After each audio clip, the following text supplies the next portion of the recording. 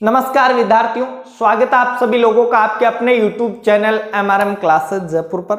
उम्मीद है विद्यार्थियों आप सभी लोग जो है स्वस्थ होंगे और अपनी पढ़ाई को जो है बरकरार रख रहे होंगे। जैसे आपके स्वास्थ्य को आप मेंटेनेंस रखते हो वैसे ही अपनी पढ़ाई का मेंटेन रख रखा होगा। आप लोगों ने जो है रूटीन उसको मेंटेन करके रख रखा होगा। पढ़ाई किस समय पे करनी है, क्या करनी है, और कुछ एक तो नहीं भी रख रहे हैं तो उनको भी रखनी चाहिए। देखो यही कहना है कि पढ़ाई को हमेशा बरकरार रखिए विद्यार्थियों। अब देखो विद्यार्थियों, आज की जो हमारी कक्षा है वो है चौहानों का इतिहास। चौहानों का इतिहास ये वाला हमारा टॉपिक है और इस टॉपिक पे हमारा ये जो लेक्चर होने वाला है वो संबंधित होगा चौहानों की उत्पत्ति और चौहानों के बारे में जो अन्य जानकारियां हैं उनसे संबंधित थी। तो मतलब आज की जो कक्षा होगी उसमें हम पूर्णतः चौहानों के बारे में पढ़ने वाले हैं। चौहान, वैसे तो चौहानों को हिंदुस्तान के अंदर बच्चा बच्चा जानता है, चाहे कोई बच्चा ले लो आप लोग या कोई बुजुर्ग ले लो, जिसको भी आप पूछोगे जानते हैं। और ये नाम लेंगे एक व्यक्ति का जिसका नाम है पृथ्वीराज चौहान। कौन? पृथ्वीराज चौहान। और पृथ्वीराज चौहान में भी ये अपने जिसका नाम लेते हैं वो है पृथ्वीराज चौहान तृतीय। जिसका ये लोग नाम लेते हैं वो आ जाता है अपने पृथ्वीराज चौहान तृतीय। चाहे आप किसी बुजुर्ग से पूछो, चाहे किसी से भी पूछो, यदि पूछेंगे कि चौहान, तो चौहानों में कहेंगे हाँ वो अंतिम हिंदू सम्राट, वो अंतिम हिंदू सम्राट जिसने जो है मोहम्मद गोरी को अपने शब्दवेदी बाणों के माध्यम से मार गिराया था। जहां उसकी राजधानी के अंदर जाकर जो है वहीं पे बिना नेत्रों के होते हुए उसी पृथ्वीराज चौहान ने जो है मोहम्मद गोरी की अपने शब्दवेदी बाणों से जो है उसकी हत्या कर दी थी, उसको मार गिराया था। तो उसी पृथ्वीराज का वंश था अपने चौहान। देखो अपने जो चौहान थे वो गुर्जर प्रतिहारों के वंश के बाद में आए थे और गुर्जर प्रतिहारों के बाद में आने के बाद में ये एकमात्र ऐसी जाति थी जिसने सर्वाधिक ख्याति प्राप्त की। गुर्जर प्रतिहार अपने शिखर पर रहे। गुर्जर प्रतिहार वो शासक थे जिन्होंने कन्नौज तक अपने साम्राज्य को विस्तारित कर लिया था, मगर उन गुर्जर प्रतिहारों के बाद में किसी ने राजस्थान के इतिहास में जो है अपना इतिहास खून के पन्नों से लिखा तो वो थे चौहान। उन्होंने अपने इतिहास को अपनी वीरताओं से भर दिया। राजस्थान के इतिहास में जब भी कभी हम पढ़ते हैं तो चौहानों को सर्वश्रेष्ठता से पढ़ेंगे। देखो हाँ भले ही हम पढ़ते हैं कि चौहानों के बाद में आए महाराणा प्रताप आया, सांगा आया, उदय सिंह जी आए, राज सिंह जी आए, उनके इतिहास को हम जो है एक तरफ रखते हैं। देखो उनके इतिहास को हम कभी नहीं भूल सकते, लेकिन एक बात है कि चौहानों का जो इतिहास था वो इतिहास काफी लंबा रहा था और चौहानों के इतिहास के बारे में हम कभी भी जो है उनसे कम नहीं बता सकते। चौहानों के इतिहास को उनसे कम आंकलन करना यही बात होगी कि आप जो है राव चंद्रसेन और राव महाराणा प्रताप जी के बीच में जो है भेदभाव कर रहे हैं, जबकि दोनों ने लड़ाई तो जो है किसके, अकबर के खिलाफ की थी। तो उसी प्रकार जो है हम चौहानों के इतिहास को जो है नकार नहीं सकते, चौहानों का इतिहास पढ़ना जरूरी है। अब देखो सबसे पहले हमने यहाँ पे पॉइंट लिया है चौहानों की उत्पत्ति संबंधी सिद्धांत। चौहानों की उत्पत्ति संबंधी सिद्धांत है। अब सिद्धांत से आप लोगों को लग रहा होगा यार चौहानों की उत्पत्ति संबंधी सिद्धांत मतलब अलग अलग पॉइंट दिए हैं राइटर्स ने, अलग अलग इतिहासकार हुए, अपने हिस्टोरियंस हुए, उन्होंने जो है अपने अलग अलग बातें कही और उन अलग अलग बातों में उनके 4 सिद्धांत जो है प्रमुख थे। वो 4 सिद्धांत जो है मैं आप लोगों को आज पढ़ाने वाला हूं। देखो पहला जो सिद्धांत आया था वो सिद्धांत था अग्निवेदी, अग्निकुंडीय सिद्धांत, अग्निकुंडीय सिद्धांत। और ये वाला जो अपना अग्निकुंडीय सिद्धांत था इसके बाद में इन्होंने जो है 3 सिद्धांत तोड़ दिए। दूसरी जो इनके उत्पत्ति का सिद्धांत था वो ब्राह्मणों से था, ब्राह्मणों से उत्पत्ति। किसी ने कहा कि भाई साहब ब्राह्मणों से इनकी उत्पत्ति हुई है, और फिर इनके बाद में एक और आया ब्राह्मणों से उत्पत्ति के बाद में फिर किसी ने कहा कि नहीं, चौहान जो है ब्राह्मणों के नहीं है, विदेशी है। कौन है? चौहान क्या है? विदेशी है। और फिर एक और राइटर आया और फिर किसी ने कहा कि नहीं भाई साहब, ना तो चौहानों की अग्निकुंड से उत्पत्ति हुई है, फिर किसी ने कहा ना ये ब्राह्मणों से संबंधित है, फिर लास्ट में आया, उसने कहा ना विदेशियों से, ये जो है ये है चंद्रवंशी। चौहान जो है चंद्रवंशी है। कौन से हैं? चंद्रवंशी। अब देखो इन पॉइंटों पर जो है हम एक एक करके बात करने वाले हैं। प्रत्येक सिद्धांत को जो है हम विस्तार पूर्वक समझेंगे। विस्तार से हम देखेंगे कि कौन सा सिद्धांत जो है किस लिए ज्यादा मायने रखता है, क्या चीज कौन से सिद्धांत की सबसे ज्यादा महत्वपूर्ण है। सबसे पहले अपने पास में सिद्धांत आ रहा है अग्निकुंडीय जो है सिद्धांत। अग्निकुंडीय सिद्धांत की बात करें तो अग्निकुंडीय सिद्धांत के बारे में यदि हम देखें तो सबसे पहले यही सवाल आता है, अग्निकुंड का सिद्धांत दिया किसने। आगे बात करेंगे वो कि अग्निकुंड का सिद्धांत है क्या, क्या था, लेकिन अभी देखें तो अग्निकुंड का सिद्धांत दिया किसने, तो ये दिया था चंदबरदाई। चंदबरदाई। अब नाम तो आप लोगों को याद आ गया होगा। और चंदबरदाई ने अपनी पुस्तक थी, इनकी एक पुस्तक थी पृथ्वीराज रासो। कौन सी? पृथ्वीराज रासो। और इस वाली जो पुस्तक के अंदर जो है इन्होंने ये कहा कि पृथ्वीराज रासो में ही हम जो है इसके बारे में लिखेंगे। और पृथ्वीराज रासो में चंदबरदाई ने लिखा कि चौहानों की जो उत्पत्ति हुई है वो हमारे एक ऋषि हुआ करते थे, उन ऋषि द्वारा जब यज्ञ किया गया तो उस यज्ञ से जो है चौहानों की उत्पत्ति हुई थी।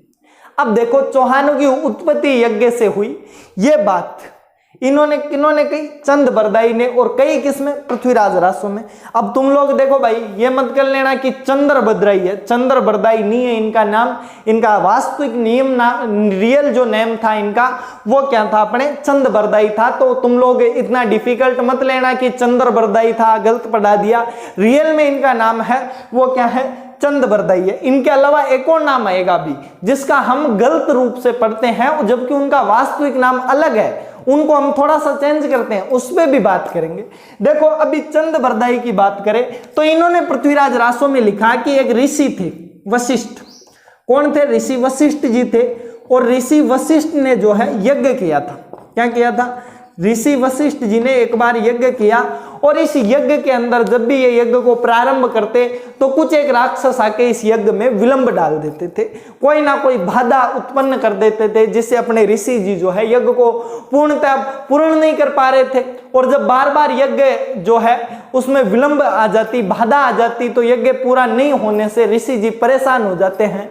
और फाइनली अपने वशिष्ठ जी जो है एक अगला यज्ञ करते हैं, दूसरा यज्ञ। और उस यज्ञ से जो है इन्होंने 4 जातियां उत्पन्न हुई, 3 योद्धा। प्रारंभ के अंदर 3 योद्धा।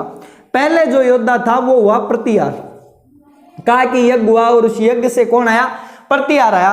प्रतिहारों के बाद में दूसरा जो था वो था परमार। कौन थे? परमार आए।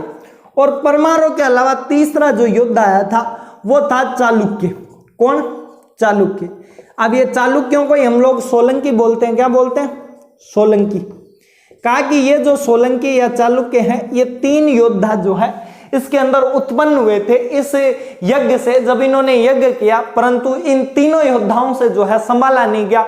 और जब 3 योद्धाओं से नहीं संभला तो एक बार पुनः मंत्र मारा गया ऋषि वशिष्ठ जी द्वारा। और इस बार जो मंत्र मार के नया योद्धा आया वो कौन था? अपना चौहान। इस बार जो चौथा योद्धा हुआ था वो कौन सा हुआ था? चौहान। और कहते हैं आगे जाके इसी चौहान ने जो है उन राक्षसों को समाप्त किया। और ऋषि वशिष्ठ जी जो थे इन्हीं चौहानों की वजह से जो है, इस चौहान योद्धा की वजह से अपने यज्ञ को पूर्ण कर पाए थे। और कालांतर में यही 4 जो योद्धा थे, इन चारों योद्धाओं ने आगे जाके एक नया वंश, अपना अलग अलग वंश स्थापित किया था। दो इनके जो है चारों के 4 वंश प्रारंभ हो गए। पढ़ा है? प्रतिहारों की अभी मैंने खूब तारीफ की प्रारंभ में कि इन प्रतिहारों ने जो है कन्नौज जैसे विशाल साम्राज्य को जीत लिया था, तो वो प्रतिहार थे। दूसरा जो है परमार थे। परमार आए। परमारों के बारे में भी आप सभी लोग जो है अच्छे से जानते हो। परमार कौन थे? परमारों का इतिहास भी काफी लंबा रहा। उसके बाद में गुजरात वाले चालुक्य या जिन्हें हम सोलंकी भी बोलते हैं, वो भी जो है इसी अग्निकुंडीय सिद्धांत से संबंधित थे। और उनके बाद में लास्ट में जो योद्धा बताया है अपने पृथ्वीराज जी की जो पुस्तक है पृथ्वीराज रासो चंद्रबरदाई पृथ्वीराज जी का जो है पृथ्वीराज चौहान तृतीय थे, उनका दरबारी विद्वान था और मित्र भी था एक तरीके से। इन्होंने अपनी पुस्तक लिखी थी पृथ्वीराज रासो, ये चंद्रबरदाई, और इन चंद्रबरदाई ने ये बात लिखी थी, ये वाली स्टोरी। फिर बाद में अपने कुछ एक राइटर्स आते हैं जिन्होंने इनका सपोर्ट किया। उनके अंदर पहला जो सपोर्ट किया वो थे मूर्णोत नैणसी। कौन थे? मूर्णोत नैणसी। अब देखो मूर्णोत नैणसी ने सपोर्ट किया है तो आप सभी लोग जानते हो मूर्णोत नैणसी ने अपने जोधपुर का इतिहास लिखा था, नैणसी ख्यात, और उस ख्यात में इन्होंने कहा, जब चौहानों के बारे में बताया तो कहा कि हाँ वास्तविकता में जो चौहान हुआ करते थे उन चौहानों ने उनकी उत्पत्ति जो हुई है वो अग्निकुंड से हुई थी, एक यज्ञ द्वारा वशिष्ठ जी के पृथ्वीराज रासो के अंदर जो बातें लिखी गई उनका सपोर्ट किया गया था। फाइनली मूर्णोत नैणसी ने इस बात का सपोर्ट किया और मूर्णोत नैणसी ने अपने इतिहास के अंदर बताया कि चौहानों की उत्पत्ति अग्निकुंड से हुई थी यज्ञ के माध्यम से। दूसरा एक और राइटर हुआ और उनका नाम था सूर्यमल मिश्र। कौन? सूर्यमल मिशन। अब देखो अभी मैं आप लोगों को नाम की बात कर रहा था मिशन।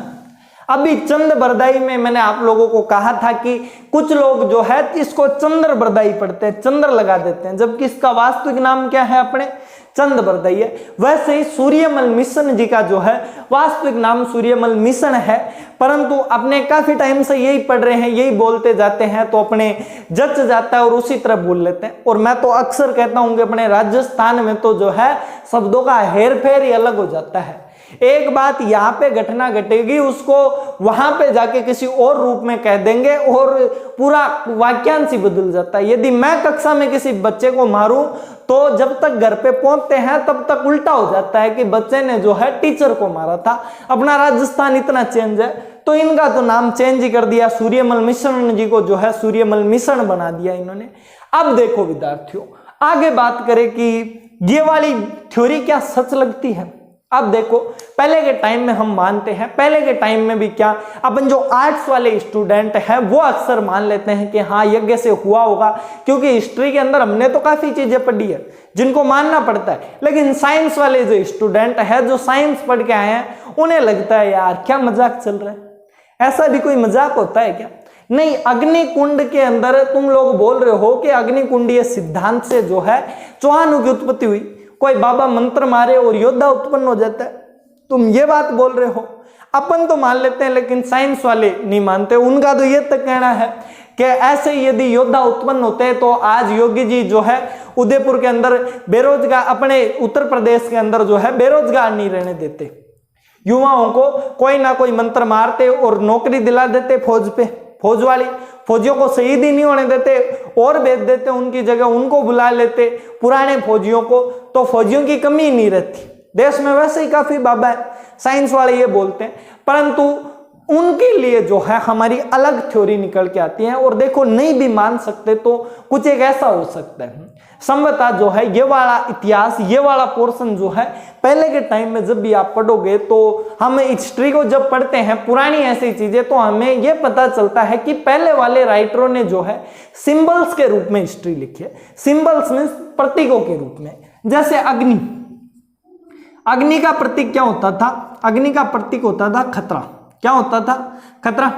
आज भी तुम लोग जब भी पढ़ोगे तो कबीलों के बारे में पढ़ते हो, आदिवासियों के बारे में पढ़ते हो, तो वो लोग अग्नि जला के ही जो है खतरे का संकेत देते हैं कि अपने जो है खतरा आने वाला है।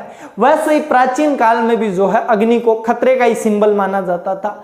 आजकल तो हम लोग आग के साथ में खेल भी लेते हैं, आग के कहीं कहीं खेल आ रहे हैं, परंतु पहले जो है खतरे का सिंबल क्या होता था? अग्नि होता था। अब देखो जब अग्नि की बात आती है तो अग्नि की ये थ्योरी इस प्रकार हो सकती है कि पहले जो हमारे राजा थे वो बौद्ध और जैनिज्म के प्रभाव के अंदर आए और उन्होंने जो है अहिंसा का रास्ता अपना लिया, हिंसा का रास्ता त्याग कर अहिंसा के पथ पर निकल पड़े।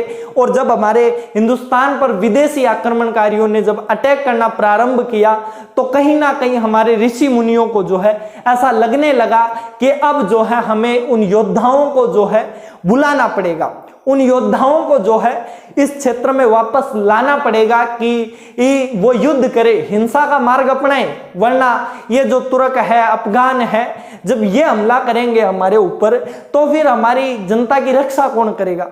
ये इस तरीके से शोषण करेंगे। तो हो सकता है किसी ऋषि ने ऐसे राजाओं में से 4 राजाओं को चुना जो प्रतिहार, परमार और सूर्यमल, और ये प्रतिहार, परमार, चालुक्य और चौहान नाम के 4 राजकुमार होंगे, और उन राजकुमारों को शपथ दिलाई होगी अग्नि के सामने कि भाई तुम अग्नि की शपथ लो और ये कहो कि मैं जो है रक्षा करूंगा। और देखो अग्नि की शपथ इसलिए बिकॉज अग्नि को हम लोग देवता भी मानते हैं। हमारे धर्म ग्रंथों के अंदर जब हम अग्नि पढ़ते हैं तो अग्नि क्या होती है? देवता, देवता के रूप में ही पूजते हैं अग्नि को। जब भी हम पूजें तो देवताओं के रूप में पूजते हैं। आप कभी किसी भी देवता को आप प्रोग्राम में देखो, घर में जब भी कोई फंक्शन होता है, कोई पूजन कार्यक्रम होता है तो अग्नि के अंदर डालते हैं घी वगैरह, जो भी प्रसाद है अग्नि में डालते हैं कि लो भगवान आप जो है उनको दे देना। बिकॉज अग्नि देवता को जो है सब देवताओं का मध्यस्थ माना है कि सभी देवताओं के मध्य का कार्य कौन करेंगे? अपने अग्नि देवता करेंगे। इसलिए जो है हो सकता है उस टाइम पे भी उन्होंने शपथ दिलाई हो कि ये शपथ ग्रहण करो और इस शपथ ग्रहण करके तुम बताओ कि हम लोग जो है अग्नि देवता को साक्षी मानकर ये कहते हैं कि हिंदुस्तान में जब खतरा आएगा तो हम रक्षा करेंगे। और चौहानों ने जो है उनसे रक्षा करने के अंदर चौहान नाम का जो राजकुमार था उसने सर्वाधिक जो है सहयोग किया था। तो इस वजह से जो है अपने क्या हो सकता है, ये वाली थ्योरी मान सकते हैं। अब आप लोग जल्दी से इसका स्क्रीनशॉट ले लीजिए, फिर जो है हम लोग आगे पढ़ते हैं। हमारा नेक्स्ट वाला जो सिद्धांत है ब्राह्मणों से उत्पत्ति का, जल्दी से एक स्क्रीनशॉट ले लीजिए।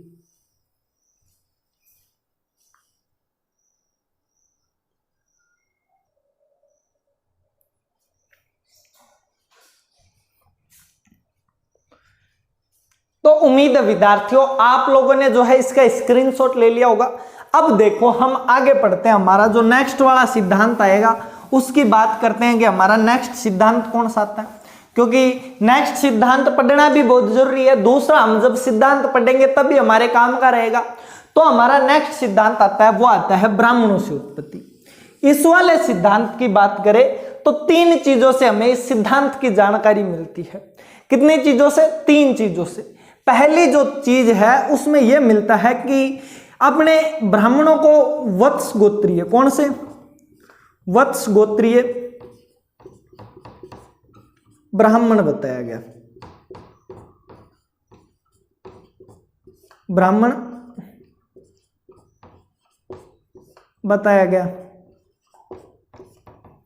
और दूसरा जो है वो मिलता है कि ब्राह्मणों के बारे में अपने एक राइटर हुए थे। ये किस टाइम बताया गया है? सोमवेश्वर के टाइम। कब? सोमवेश्वर, सोमवेश्वर देव चौहान के टाइम पे बताया गया। सोमवेश्वर देव चौहान को तो आप सभी लोग जानते होंगे। अभी इसके ऊपर बात करेंगे कि वत्स गोत्रीय ब्राह्मण जो है कौन से अभिलेख में बताया गया है और कब के टाइम पीरियड के अंदर जो है बताया गया, वो सारी बातें जो हैं हम बताएंगे। और उसके बाद में आगे बात करें तो आगे हम जब पढ़ते हैं तो हमें पता चलता है कि एक नयामत खां, कौन? नयामत खां नाम का एक व्यक्ति था। वो जान कवि के नाम से, किसके नाम से? जान कवि के नाम से राइटर था। वैसे उसका रियल नाम क्या था? नयामत खां था, लेकिन वो जान कवि के नाम से जो अपनी किताबें लिखता था उसने भी कहा है कि चौहान जो थे वो क्या थे? ब्राह्मण थे। एक तो वत्स गोत्रीय ब्राह्मण बताया गया है, वो कौन से में? बिजोलिया शिलालेख में। दूसरी बात, नयामत खां नाम का एक व्यक्ति है और जान कवि के नाम से अपनी किताबें लिखता था। और कायम रासो, कौन सी? कायम रासो, कायम रासो नाम की जो है इसकी एक पुस्तक है। और उस कायम रासो में इसने बताया है कि चौहान जो है वो क्या थे? ब्राह्मण थे। इसके अलावा एक और व्यक्ति आता है और वो व्यक्ति था अपने दशरथ शर्मा। कौन?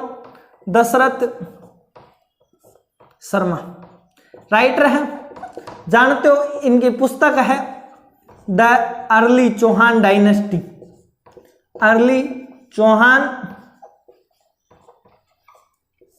चौहान डायनेस्टी, इसी नाम की पुस्तक है इनकी। और इस पुस्तक के अंदर चौहानों का बहुत ही शानदार तरीके से जो है इन्होंने इतिहास वर्णन कर रखा है। परंतु अब जो है हम बात करेंगे सबसे पहले वत्स गोत्रीय ब्राह्मण बताया गया, किसमें बताया, क्या बताया गया। तो वत्स गोत्रीय ब्राह्मण की बात करते हैं तो एक शिलालेख आता है अपने बिजोलिया, कौन सा, बिजोलिया नाम का एक शिलालेख है, और इस बिजोलिया शिलालेख के अंदर यह बात कही गई है कि चौहान जो थे क्या थे, अपने वत्स गोत्रीय ब्राह्मण थे। इसके अंदर बताया गया है कि सोमेश्वर देव चौहान का संबंध वत्स गोत्रीय ब्राह्मणों से था, यह बात इसमें लिखी गई है। उसके अलावा दूसरे हम बात करें किससे, नयामत खां के बारे में, तो नयामत खां भी कहते हैं। नयामत खां था कौन, देखो सबसे पहले इस पॉइंट पे बात करते हैं कि नयामत खां था कौन। तो नयामत खां की मैं इधर बता देता हूं, नयामत खां कौन था। नयामत खां देखो, आपने एक जगह का नाम सुना है ददेरवा, चुरू के अंदर है ददेरवा नाम की जगह, गोगा जी से संबंधित जगह है। कहते हैं कि इस ददेरवा के अंदर गोगा जी की पीढ़ी में आगे चल के एक कायम खां नाम का, कौन, कायम नाम का व्यक्ति हुआ, और इसने जो है पहले तो ये हिंदू ही था, चौहान ही था, इसने जो है कालांतर के अंदर इस्लाम धर्म को ग्रहण कर लिया और इसका नाम पड़ गया कायम खां। पहले कायम चौहान था, इसका नाम क्या पड़ गया, कायम खां। और इसी कायम खां के जो वंशज हुए उन्हें हम कहते हैं कायम खानी मुसलमान। कौन से, कायम खानी मुसलमान, ये वाला कायमी मुसलमान जो बोल लो, चाहे कुछ भी बोल लो, जो अपने कायम खानी जो मुसलमान है वो किन्हें कहा जाता है, अपने इन्हीं को कहा जाता है कि इस कायम खां के जो वंशज हुए उन्हें क्या बोलते हैं, कायम खानी मुसलमान। कालांतर के अंदर जो है धीरे धीरे उनकी पीढ़ी में जाके हुआ एक नयामत खां, और इस नयामत खां ने जो है एक पुस्तक लिखी थी कायम रासो, और उस कायम रासो में बताया कि हम कायम खान से पहले जो है हमारे जो भी वंशज थे वो क्या थे, चौहान थे। और उन चौहानों के बारे में जब हम सुनते हैं तो यही पता चलता है कि वो चौहान क्या थे, ब्राह्मण थे। तो ये नयामत खां भी क्या बताता है कि जो मुसलमान थे वो क्या थे, ब्राह्मण थे। हमारे जो कायम खानी मुसलमान थे वो ब्राह्मण थे। अब कायम खानी मुसलमान यदि ब्राह्मण हुए तो फिर चौहान क्या हुए, ब्राह्मण। यानी नयामत खां ने अपनी पुस्तक के अंदर यही लिखा कि चौहान जो थे वो क्या थे, इनडायरेक्टली ब्राह्मण थे। अब देखो इस नयामत खां वाली थोड़ी सी सुनते हैं। कहते हैं कि जब आर्य समाज की स्थापना हुई तो उस समय अपने जोधपुर के अंदर एक प्रसिद्ध व्यक्ति सर प्रताप रहे थे। सर प्रताप आप सभी जानते होंगे, जिनके वजह से आज हम जोधपुरी सूट पैंट जो पहनते हैं, जोधपुरी कोट पैंट, वो उन्हीं सर प्रताप की देन है, जिनके बारे में मैं आप लोगों को बता। कहते हैं कि वो हिंदू धर्म के बड़े प्रबल समर्थक थे और आर्य समाज से बहुत ही अच्छी तरह जुड़े हुए थे। और आर्य समाज ने जो है एक प्रथा चलाई थी कि हम जो है मुसलमानों ने, जिन मुसलमानों ने अपना धर्म बदल लिया था उन मुसलमानों को वापस जो है, हिंदुओं ने जिन्होंने धर्म बदल के मुसलमान बने थे उनको हम वापस हिंदू बनाने का कार्य कर रहे हैं।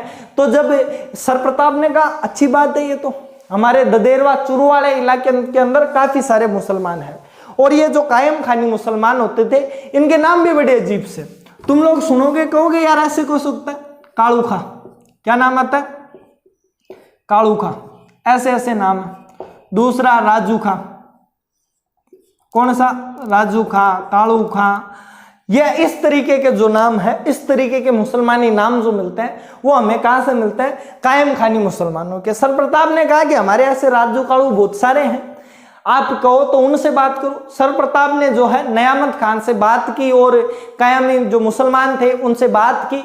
उन्होंने कहा कि ठीक है हम तो राजी हैं, हम तो आना चाहते हैं हिंदू धर्म में, लेकिन अपने हिंदुओं ने मना कर दिया कि देखो ये भले ही आना चाहे लेकिन हम लोग लेना नहीं चाहते। यदि ये हिंदू धर्म के अंदर आते हैं, कायमी मुसलमान वापस हिंदू होते हैं, तो हम लोग जो है इनके साथ में विवाह वगैरह नहीं करेंगे अपना। इस तरह की जब बातें हुई तो फाइनली जो है उन्होंने इनका त्याग कर दिया और अपने ये वाले जो मुसलमान थे उन्होंने कहा कि ठीक है फिर रहने दो भाई, जब हिंदू बनाया ही नहीं जा रहा, हिंदू वाले ब्याह ही शादी ही नहीं करेंगे, हमारे आएंगे जाएंगे ही नहीं, इससे अच्छा हम लोग मुसलमान ही सही। कम से कम मुसलमानों में तो हमारा ब्याह शादी होएगा, फिर तो मुसलमान भी नहीं करेंगे। तो इस वजह से जो है कायमी मुसलमान ही रह गए थे। हमारा मुख्य पॉइंट जो था हमारा यहाँ पे वो क्या था कि कायम खाने कायम रासों के अंदर नयामत खाने कायम रासों में ये कहा है कि चौहान जो थे वो कौन थे, ब्राह्मण थे। जो चौहान थे उनका संबंध किनसे था, ब्राह्मणों से। अब देखो इन बातों को आगे जाके अपने हिंदुस्तान के अंदर बहुत ही शानदार राइटर हुए, हिंदुस्तान के बहुत अच्छे इतिहासकार हुए ओझा जी, गौरी शंकर हीराचंद ओझा जी। और ओझा जी जब आए तो ओझा जी ने इन बातों को नकार दिया। ओझा जी ने स्पष्ट कह दिया कि भाई ये वाली जो तुम बातें कर रहे हो ना वो सरासर झूठी है, तुम जो है अफवाहें मत फैलाओ, ऐसी अफवाहें किसी काम की नहीं होती है। जब तुम ऐसी अफवाहें फैलाओगे तो विद्यार्थी फिर क्या पढ़ेंगे, विद्यार्थी आगे आएंगे, विद्यार्थी पढ़ेंगे। उनको भी पता था राजस्थान पुलिस सीईटी बीएसटीसी की तैयारी करने वाले विद्यार्थी जब पढ़ेंगे तो उनको नुकसान होगा। इन्होंने कहा कि ब्राह्मण नहीं थे। देखो ब्राह्मणों के वत्स गोत्रीय ब्राह्मण बताया गया, पहली बात करते हैं वत्स गोत्रीय ब्राह्मण पे। तो इन्होंने कहा कि जो बिजोलिया शिलालेख है उसमें कहा गया है कि चौहान वत्स गोत्रीय ब्राह्मण थे। तो वत्स गोत्रीय ब्राह्मण प्राचीन काल के अंदर जो है ब्राह्मण शब्द का अर्थ होता था विद्वान, क्या होता था, ब्राह्मण। और दूसरी बात ब्राह्मण का एक पर्यायवाची होता है विप्र, क्या होता है, विप्र। और इस विप्र का एक पर्यायवाची होता है विद्वान, क्या होता है, विद्वान। विप्र का क्या पर्यायवाची होता है, विद्वान। तो अब देखो विप्र का पर्यायवाची क्या हुआ, विद्वान, और विप्र का एक पर्यायवाची क्या हुआ, ब्राह्मण। अब बिजोलिया शिलालेख के अंदर हमें जो मिलता है वहां पे मिलता है विप्र, अर्थात ओझा जी ने कहा कि जो उनके बारे में बात की गई है, जिनके बारे में बताया गया है कि चौहान विप्र थे, तो विप्र का मतलब यहाँ पे विद्वान थे, कि विद्वान चौहान थे। कोई विप्र शासक था, विप्र चौहान शासक था। और 5वीं लाइन में उन्हें क्षत्रिय बताया गया। क्षत्रिय मतलब वो राजपूत कुल से ही संबंधित थे, अतः वो जो है ब्राह्मण नहीं थे, वो राजाओं के परिवार से ही संबंधित थे शुरू से ही। ये जो वत्स गोत्रीय ब्राह्मण बताया गया है वो वत्स गोत्रीय उनका गोत्र हुआ करता था, पहले गोत्र हुआ करता था और कालांतर में इन्हीं को मान लिया जाता था। आज की तरह चौहान, ठाकुर जो है, राठौड़, इस तरीके से जो है नहीं चला करते थे। पहले जो थे वो चलते थे विप्र, कश्यप, अपने जो है वत्स गोत्रीय, कश्यप, इस तरीके से जो है चला करते थे। तो पहले वाले गोत्र अलग थे, उन्हीं के आधार पे जो है लिखा गया। अतः इन बातों को नकारने का कार्य कौन करते हैं, अपने गौरी शंकर हीराचंद ओझा। और समर्थन किन्होंने किया था, डॉक्टर दशरथ शर्मा ने इन बातों को स्वीकार किया था कि हाँ ये वाली जो बातें हैं वो सत्य है। डॉक्टर गौरी शंकर हीराचंद ओझा जी ने जो है अग्निकुंडीय सिद्धांत का भी क्या है, विरोध किया था। तो ये वाली बात भी तुम लोग ध्यान रखना कि ओझा जी ने अग्निकुंड वाला जो सिद्धांत था उसको भी सत्य नहीं माना। उन्होंने कहा कि ब्राह्मणों वाला जो सिद्धांत है ये भी सरासर गलत है, और इसके लिए तो उन्होंने ऑथेंटिक बात भी की। उन्होंने कहा कि विप्र का मतलब होता है विद्वान, ना कि ब्राह्मण। तो इस तरीके से जो हमारा ये ब्राह्मणों वाला सिद्धांत था वो भी समाप्त हुआ। अब हमारे पास में तीसरा पॉइंट बनता है विदेशी। विदेशी वाला पढ़ेंगे विद्यार्थियों, जल्दी से आप इसका एक स्क्रीनशॉट ले लीजिए, फिर जो है विदेशी वाला पढ़ते हैं, जल्दी कीजिए।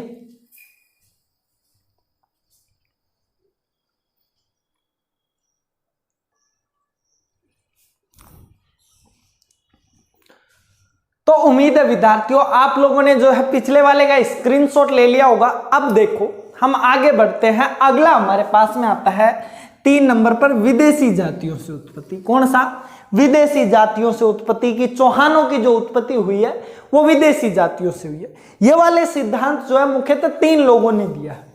पहले इस सिद्धांत के समर्थकों की बात करें तो पहला आता है अपने पास में कर्नल जेम्स टोड।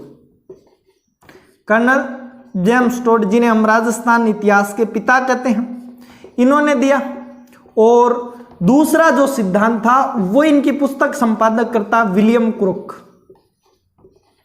इन्होंने जो है ये सिद्धांत दिया था। उसके बाद में तीसरा जो व्यक्ति था वो था स्मिथ, इसने ये सिद्धांत दिया। इन तीनों ने कहा कि जो चौहान थे वो आउटन कंट्रीज के जो जातियां थी उनसे संबंधित थे, विदेशी जातियों से, फॉरेन कंट्रीज की जातियों से जो है संबंधित थे। यह बात किन्होंने की, कर्नल जेम्स टोड ने, विलियम क्रुक ने और स्मिथ ने। अब बात आती है कि इन्होंने क्यों कही ऐसी बातें, क्या था इनके पास में सोर्स नहीं थे क्या?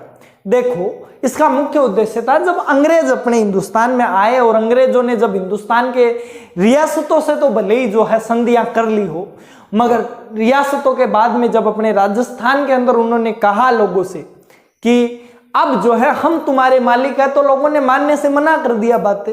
लोगों ने कहा कि हम तुम्हारी बात नहीं मानेंगे। अंग्रेजों ने कहा हमारी चीजें फॉलो क्यों नहीं करते, हम भी अच्छे लोग हैं।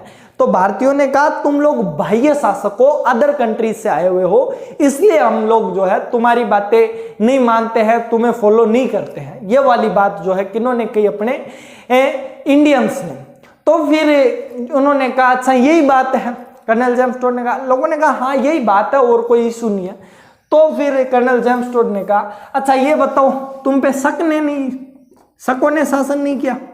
शकों के अलावा हूण आए, हूणों ने शासन नहीं किया।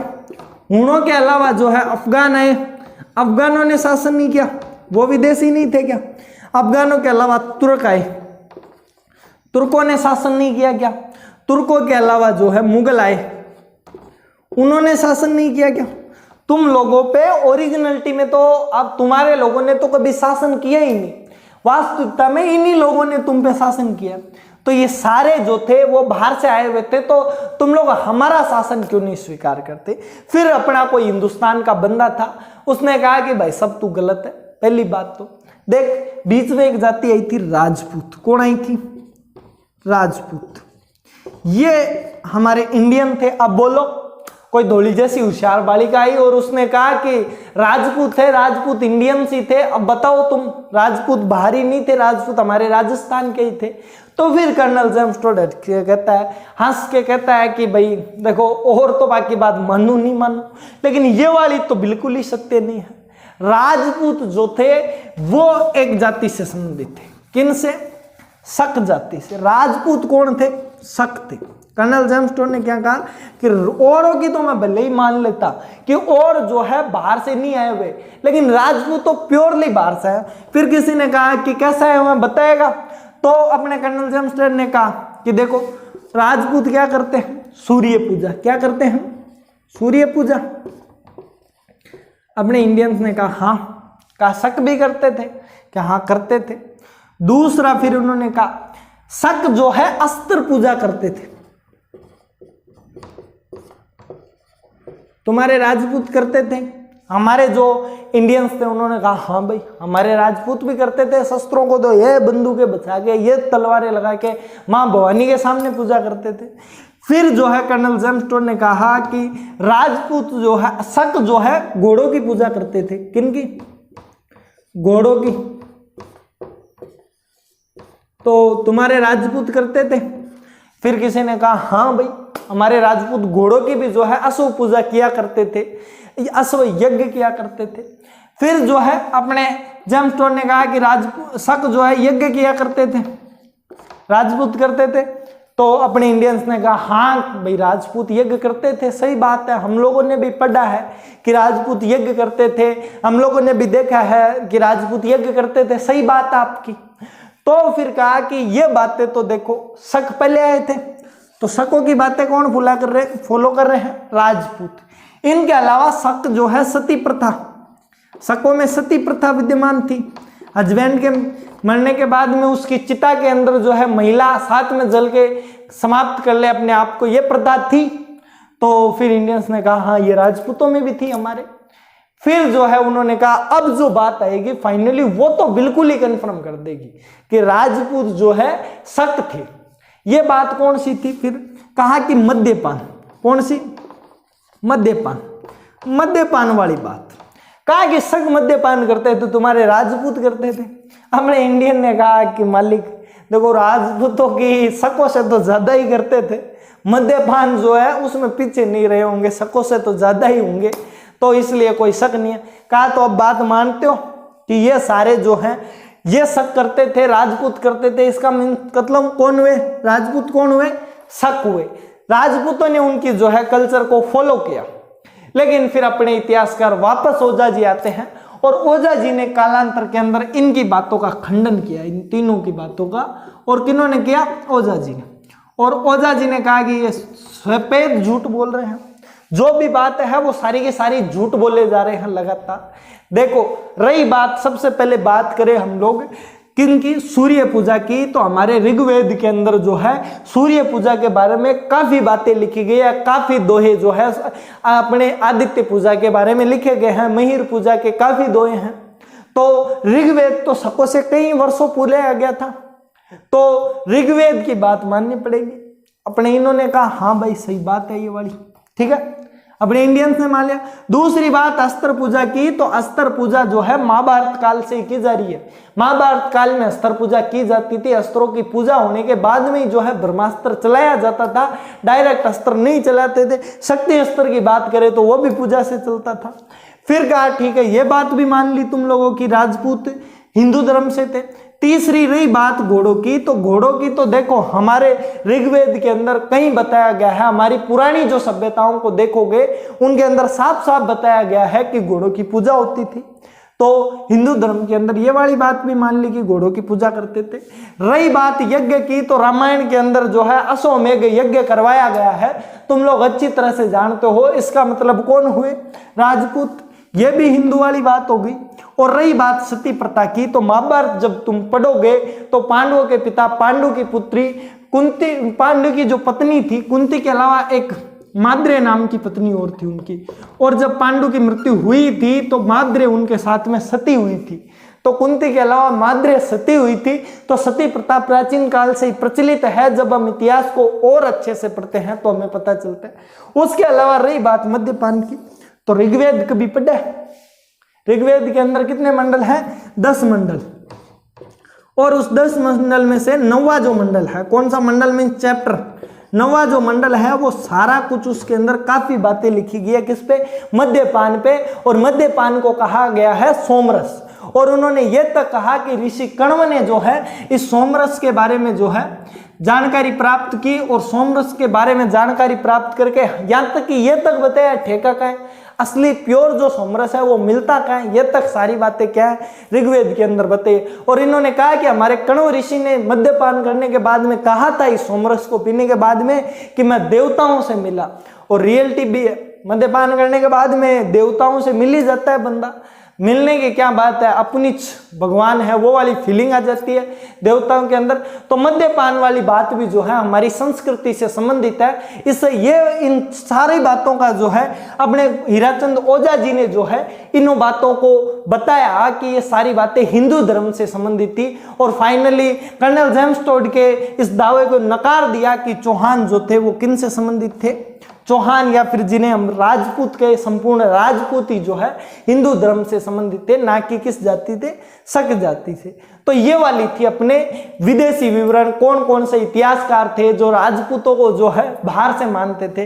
राजपूतों में अभी हम चौहान पढ़ रहे हैं, तो चौहानों को colonel James Tod, William Crooke और स्मिथ जो है तीनों कहाँ का मानते थे, बाहर का, शक मानते थे। ये तीनों जो है शक जाति से संबंधित मानते थे। अब आप लोग जो है इसका जल्दी से स्क्रीनशॉट ले लीजिए, फिर हम लोग जो है हमारा अगला पॉइंट पढ़ते हैं। इसके बाद में चंद्रवंशी, चौहानों को जो है चंद्रवंशी किन्होंने माना है, क्या बात है, वो सारा कुछ जो है हम पढ़ते हैं। जल्दी स्क्रीनशॉट लीजिए।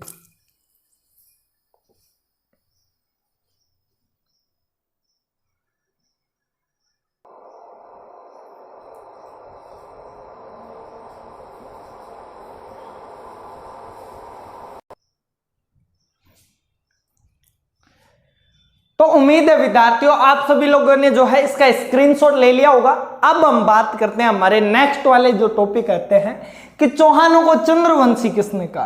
तो देखो 2 अभिलेख मिलते हैं, एक तो हांसी का अभिलेख, आंसी अभिलेख, और ये वाला जो हांसी अभिलेख है ये कहां से मिलता है, हमें हरियाणा से मिलता है। इस वाले अभिलेख के अंदर भी क्या कहा गया है कि चौहान जो है किन से थे, चंद्रवंशी थे। हांसी अभिलेख, अब ये किसके द्वारा लिखवाया गया था वो सारी बातें हम बाद में करेंगे, लेकिन अब भी इतना जानना है कि हरियाणा का एक हांसी अभिलेख है, उसमें चौहानों को क्या बताया गया है, चंद्रवंशी। दूसरा एक अभिलेख में आबू का अभिलेख मिला है, माउंट आबू से एक अभिलेख मिलता है, आबू का अभिलेख।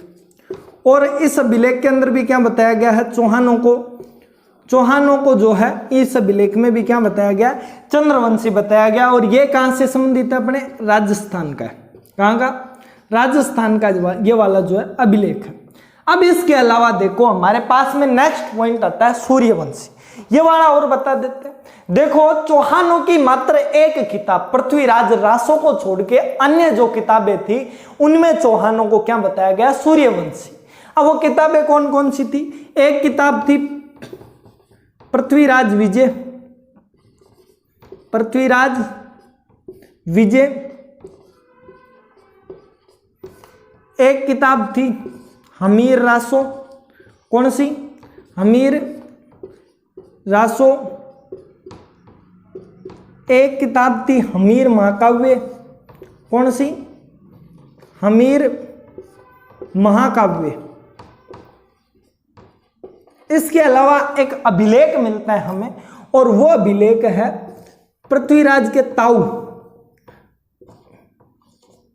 विग्रहराज चतुर्थ का अभिलेख, का अभिलेख। यह वाला जो अभिलेख है अपने तारागढ़ दुर्ग के अंदर रखा गया है संभाल के। इस अभिलेख के बारे में अभी हम कल वाली क्लास जो होगी उसके अंदर अच्छे से पढ़ेंगे, बिजोलिया शिलालेख के बारे में भी अच्छे से पढ़ेंगे और फिर चौहानों के राजाओं को जो है हम प्रारंभ कर देंगे, उनके बारे में एक एक करके जो हम पढ़ेंगे विद्यार्थियों। तो ये वाला जो सिद्धांत था सूर्यवंशी वाला, ये इन 4 जगह से मिलता है। पृथ्वीराज चौहानों की जो किताबें थी उनके अंदर मिलता है, पृथ्वीराज विजय में, हमीर रासो में, हमीर महाकाव्य में, जिसमें महाराणा हमीर देव चौहान के बारे के अंदर लिखा गया। अब विद्यार्थियों ये थे हमारे चौहानों की उत्पत्ति के सिद्धांत, ये पूर्ण हो चुके हैं। उम्मीद है विद्यार्थियों ये वाली कक्षा आप लोगों को पसंद आई होगी। यदि वीडियो पसंद आता है तो वीडियो को लाइक करना और चैनल को सब्सक्राइब जरूर करना। मिलते हैं अगले एक और वीडियो के अंदर। जय हिंद, जय भारत विद्यार्थी।